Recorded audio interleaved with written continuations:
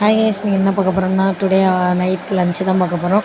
வாங்க இன்றைக்கி என்ன சாப்பாடுன்றதை பார்ப்போம். இன்றைக்கி இந்த வடை சட்டி வச்சுருக்கேன். சட்னி தாளிக்கிறதுக்கு பச்சை மிளகா சட்னி தான் அரைச்சி வச்சுருந்தேன். கடுகு கருவேப்பிலை போட்டு சட்னியை நல்லா அரைச்சி வச்சுட்டேன். ஆல்ரெடி அரைச்ச சட்னியை இதில் ஊற்றி நல்லா கிளறி விட்டு தண்ணி ஊற்றி கொதிக்க விட்டுட்டு இருந்தேன்.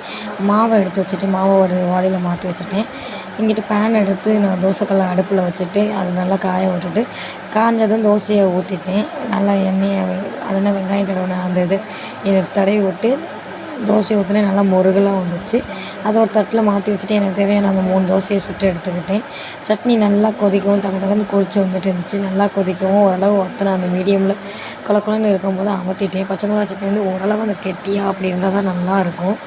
கடுகு கருவேப்பிலை போட்டு எண்ணெய் ஊற்றி தாளித்ததுக்கு அதுக்கும் உரப்பு கொஞ்சம் கம்மியாக தான் இருந்துச்சு. ஏன்னா தம்பி சாப்பிட மாட்டான்னு சொல்லிட்டு உரப்பு கம்மியாக தான் வச்சுருந்தோம்.